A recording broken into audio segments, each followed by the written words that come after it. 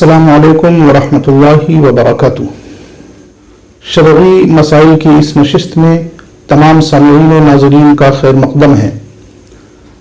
आज की इस नशिस्त में जिन सवालात का नंबर है उनको बितरतीब पेश किया जा रहा है और उनके जवाबात आप तक पहुँचाए जा रहे हैं। अल्लाह तबारक व तआला हमें दीन समझने और समझाने की तौफीक नसीब फरमाए और शरई अहकाम पर अमल पैरा होने की तौफीक अता फरमाए। पहला सवाल शकूराबाद से आया है।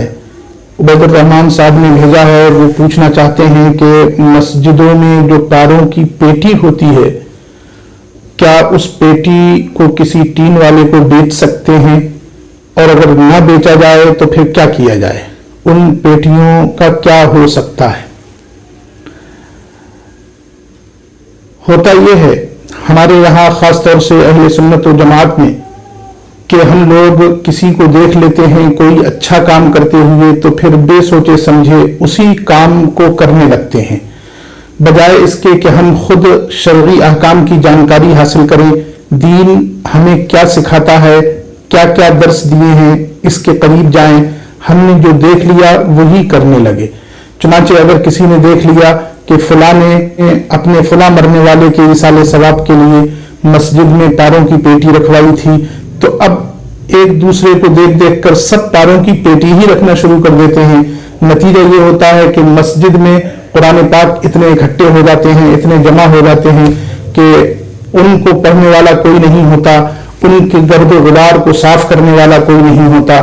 इसी तरह अगर किसी ने देख लिया कि मस्जिद में फलां के इसाले सवाब के लिए पंखा वक्फ किया है, तो अब सब पंखे ही लाने लगते हैं। होना ये चाहिए मोहतरम हज़रात कि हमें पूछना चाहिए, किसी आलिम दीन के पास जाना चाहिए कि हम इसाले सवाब करना चाहते हैं या हम इस नीयत से मस्जिद को कुछ देना चाहते हैं, तो क्या क्या रास्ते हो सकते हैं या हम क्या दें तो बेहतर होगा। जाकर मस्जिद के हालात का जायजा लें, वहां किस चीज की जरूरत है वही हम दें। हमारे मुआशरे में ऐसा नहीं होता, बल्कि जो रिवाज चल पड़ा बस सब उसी के पीछे चलने लगते हैं। नतीजा ये होता है कि इस तरह के मसाइल सामने आने लगते हैं कि मस्जिद में कुरान पाक बहुत ज्यादा इकट्ठे हो गए हैं, अब उनका क्या किया जाए। या जैसे ये शकूराबाद मुगल सराय से एक साहिब पूछ रहे हैं कि उन पेटियों का क्या किया जाए जो कुरान पाक के पारे जिन पेटियों में रखे जाते हैं। कुरान पाक के पारे तो तिलावत हो जाएगी उनमें, लेकिन ये पेटियां इतनी इकट्ठी हो गई हैं कि अब इनका क्या किया जाए, इनको बेच दें या इसके अलावा कोई और मसरफ इनका है। इस सिलसिले में गौर से सुनिए। जो सामान मस्जिद में वक्फ कर दिया जाता है वो सामान मस्जिद ही का है, किसी और की मिल्कियत में नहीं जा सकता। अलबत्ता जो सामान मसाजिद में जायद अद इस्तेमाल हो, यानी जिनकी जरूरत नहीं है, जरूरत पूरी हो चुकी है, अब वो सामान बेकार रखा हुआ है, पड़े पड़े रखे रखे और ज्यादा खराब हो जाएगा, या वो खराब हो चुका है, काबिले इस्तेमाल ही नहीं रहा है, तो इस तरह के सामान को बेचा जा सकता है, किसी को देकर उसका इवज लिया जा सकता है। हाँ, बेचने वाले को भी और जो ले रहा है उसको भी ये लिहाज रखना चाहिए कि अब चूंकि इस चीज की निस्बत मस्जिद से हो चुकी है, इसलिए इसका इस्तेमाल कहीं ऐसी जगह न किया जाए कि उस निस्बत की बेहुरमती हो। उस पाकीज़गी का ख्याल रखते हुए, उस निस्बत का ख्याल रखते हुए उसका इस्तेमाल करें। तो जो भी सामान हो, तारों की पेटी हो, पंखे हो, जब जरूरत से जायद हो जाएं, काबिले इस्तेमाल न रहें और उनको फरोख्त करके उनको किसी दूसरे को देकर उसका कुछ मुनाफा, कुछ इवज आपको मिल रहा है, तो अहले महल्ला को चाहिए कि वो इस सूरत को अपनाएं। हाँ, ये याद रहे कि उसकी बेहुरमती ना हो। नवेद अब्बासी साहिब रामपुर से पूछ रहे हैं कि गैर मुस्लिम लड़का मुस्लिम लड़की से, इसी तरह गैर मुस्लिम लड़की मुस्लिम लड़के से शादी कर सकती है या नहीं कर सकती है, यानी मुस्लिम और गैर मुस्लिम के दरमियान रिश्ता निकाह कायम हो सकता है या नहीं हो सकता है। हैरत होती है हमारे मुस्लिम नौजवान और मुस्लिम बच्चे कहाँ पहुंच चुके हैं, इस्लाम से कितनी दूर और इस्लामी अहकाम से कितनी गफलत में हैं। عباسی صاحب آپ نے جو پوچھا ہے کہ ایک مسلم لڑکے کا غیر مسلم لڑکی سے، ایک غیر مسلم لڑکی کا مسلم لڑکے سے نکاح ہو سکتا ہے یا نہیں ہو سکتا ہے، یہ وہ بات ہے جو ہمارے عوام بھی بخوبی جانتے ہیں کہ اسلام شریعت اس کی اجازت نہیں دیتی. یعنی ایسا نہیں ہو سکتا کہ ایک غیر مسلم لڑکا مسلم لڑکے سے شادی کرے یا ایک غیر مسلم لڑکی مسلم لڑکے سے شادی کرے. ایسا ہرگز شریعت نے اجازت نہیں دی ہے. ہم مومن ہیں الحمدللہ، آپ بھی مومن ہیں. اسلام کا مطلب ہی یہ ہے، ایمان کا مطلب ہی یہ ہے کہ ہم تمام خواہشات کو چھوڑ کر صرف اور صرف اسلام کی اتباع کریں، اسلامی احکام کو فالو کریں، ان کو مانیں. ہماری خواہشات ایک طرف اور اسلامی احکام ایک طرف. جب تک ہماری تمام ترجیحات، تمام محبتوں اور تمام خواہشوں پر اسلام کی محبت کا غلبہ نہ ہو جائے، اس وقت تک ہم کامل مومن نہیں ہو سکتے. اللہ کے رسول صلی اللہ تعالیٰ علیہ وسلم نے فرمایا، تم میں سے کوئی بھی شخص مومن کامل نہیں ہو سکتا جب تک کہ اس کی خواہشات اس دین، اس مذہب کے تابع نہ ہو جائیں جو میں تمہارے پاس لے کر آیا ہوں. اس کا مطلب یہ کہ جب ہم مسلمان ہیں تو ہماری تمام خواہشات، ہماری تمام ترجیحات، ہمارے تمام انتخابات، یہ سب بات کی بات ہیں. سب سے پہلے کسی طرف قدم بڑھانے سے پہلے ہمیں یہ دیکھنا ہوگا کہ اسلام نے اس کی اجازت دی ہے یا نہیں، اسلام اس کو پسند فرماتا ہے یا نہیں پسند فرماتا ہے. ہمارا پسند کرنا اس کی حیثیت دوسرے نمبر کی ہے. پہلے ہم مومنوں کو، ہم مسلمانوں کو یہ دیکھنا چاہیے کہ اسلام نے پسند کیا ہے یا نہیں کیا ہے، اسلام نے اس کی اجازت دی ہے یا نہیں دی ہے. ہماری پسند کتنی ہی اعلیٰ و عرفہ ہو، لیکن اگر اسلام اجازت نہیں دیتا تو ہرگز اجازت نہیں دی جا سکتی. کسی کی پسند کتنی ہی گھٹیا ہو، لیکن اگر اسلام اس کی اجازت دے رہا ہے تو ہمیں اس کی پسند پر اعتراض کا کوئی حق نہیں پہنچتا. وہ اس کی پسند ہے، اس کے ذاتی مسائل ہیں. لیکن سب سے پہلے ہمیں یہ دیکھنا ہوگا کہ اسلام نے اس کی اجازت دی ہے یا نہیں دی ہے. اس بات کی اجازت اسلام نے نہیں دی کہ ایک غیر مسلم مسلم سے شادی کرے. دین کا اتحاد ضروری ہے، یعنی لڑکا مسلم ہے تو لڑکی بھی مسلم ہو، اور لڑکی مسلم ہے تو لڑکا بھی مسلم ہو. اختلاف برقرار رکھتے ہوئے یہ نکاح ہرگز نہیں ہو سکتا، اس شادی کی اجازت نہیں ہو سکتی. ہاں، ایک صورت یہ ہو سکتی ہے کہ ایک مسلم غیر مسلم کے ساتھ اگر نکاح کرنا چاہتا ہے، لڑکی غیر مسلم ہو یا لڑکا غیر مسلم ہو، تو اگر وہ دائرہ اسلام میں داخل ہو جائے اور دونوں مسلمان ہو کر نکاح کریں تو ان کا نکاح یقیناً شریعت اسلامیہ کے مطابق ہوگا. اور پھر یہ مسلم کا غیر مسلم سے نہیں بلکہ ایک مسلم کا دوسرے مسلم ہی سے نکاح ہوگا. اس سلسلے میں ایک بات آپ کو یہ بتا دیں کہ اسلام نے نکاح کو وہ اہمیت دی ہے جو دیگر مذاہب میں نہیں ملتی.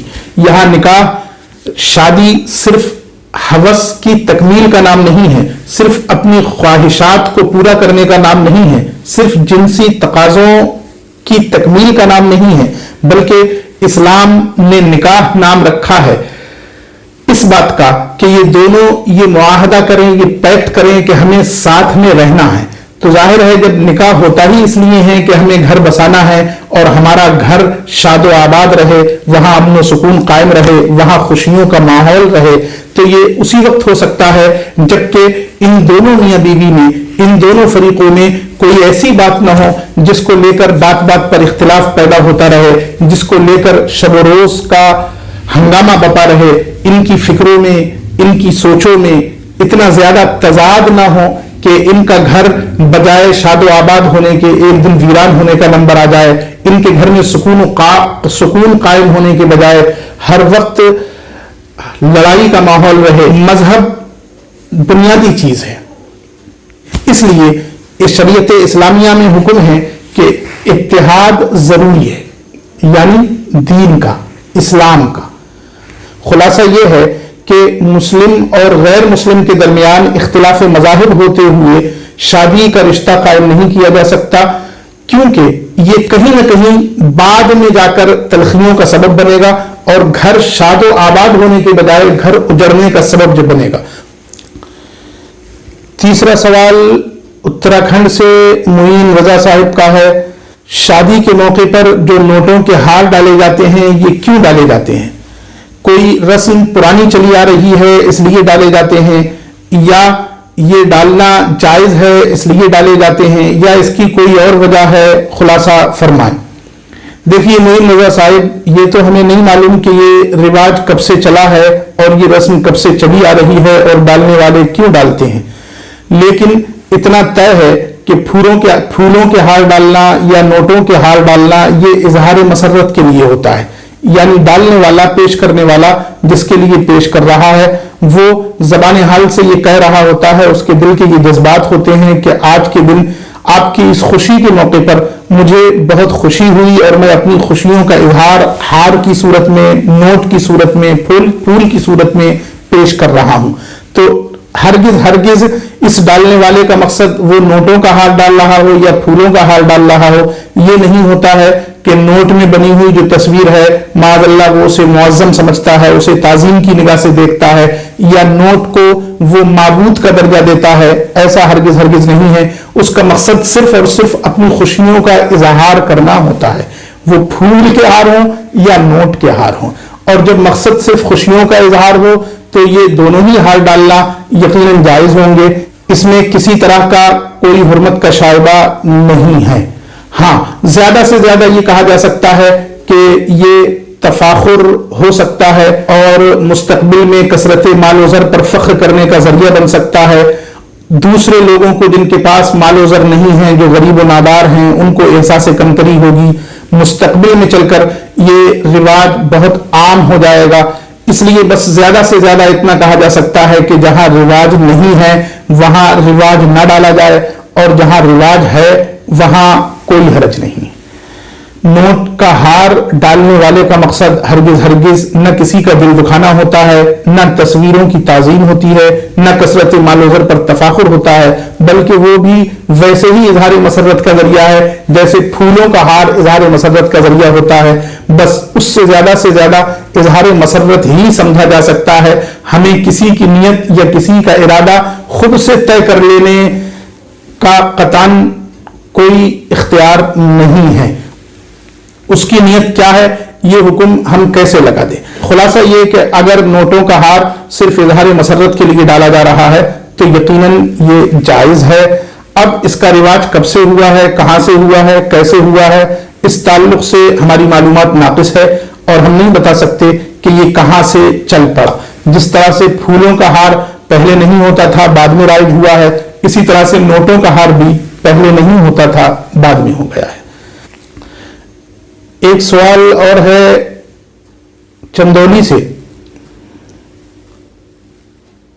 یہ پوچھ رہے ہیں عبید الرحمان صاحب کہ ان کے گاؤں میں کوئی مزار تھا، وہ مزار کٹ گیا گنگا میں، اس کے بعد اس مزار کو کھول کر، اس قبر کو کھول کر وہاں سے جو بھی بقایا جات ملے، ان بزرگ کی ہڈیاں، ان کو بزرگ بتایا جاتا تھا، ان کو بزرگ کہا جاتا تھا، ان کی ہڈیاں ملی، وہ لا کر دوسری جگہ دفن کر دیں۔ اور یہ پوچھنا یہ چاہتے ہیں کہ ہم نے تو یہ سنا ہے کہ بزرگوں کو زمین نہیں کھاتی ہے، تو کیا یہ بات سچ ہے کہ بزرگوں کو زمین نہیں کھاتی ہے؟ پھر یہ ہڈیاں کیسے ملی؟ عبید الرحمان صاحب، آپ بہت غور سے سنیے اور تمام ناظرین کی توجہ دیں۔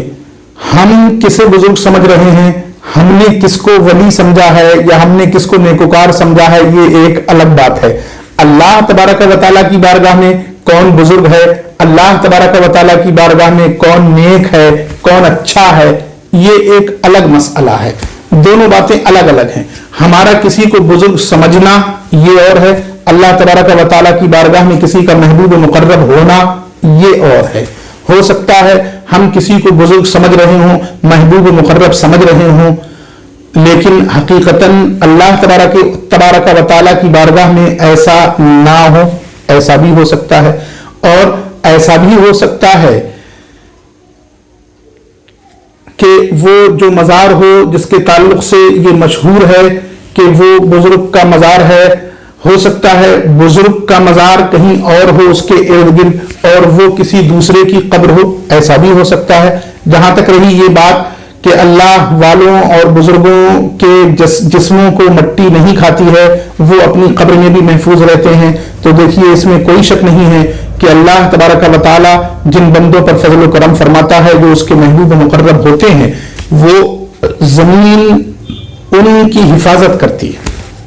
اب قبر کے نیچے کس کا کیا حال ہے یہ ہمیں نہ جاننا چاہیے اور نہ جاننے کی کوشش کرنا چاہیے. یہی وجہ ہے کہ فقہاء کرام نے قبر کھولنے کو عام حالات میں منع کیا کہ قبر کھولنے کی عام حالات میں اجازت نہیں ہے، کہ قبر کے اندر مردے کے ساتھ کیا سلوک ہو رہا ہے، اس پر کیا گزر رہی ہے، اس کو جاننا یہ آپ کے لیے ضروری نہیں ہے اور اس میں پردہ پوشی نہیں ہے بلکہ پردے کو کھولنا ہے. بہرحال اس طرح کے حالات اگر پیش آ گئے تھے اور قبر کھولنا ضروری ہو گئی تھی تو جن لوگوں نے لا کر دفن کیا دوسری جگہ انہیں پھر اسے مشہور نہیں کرنا چاہیے، اس کو جگہ جگہ بتانا نہیں چاہیے.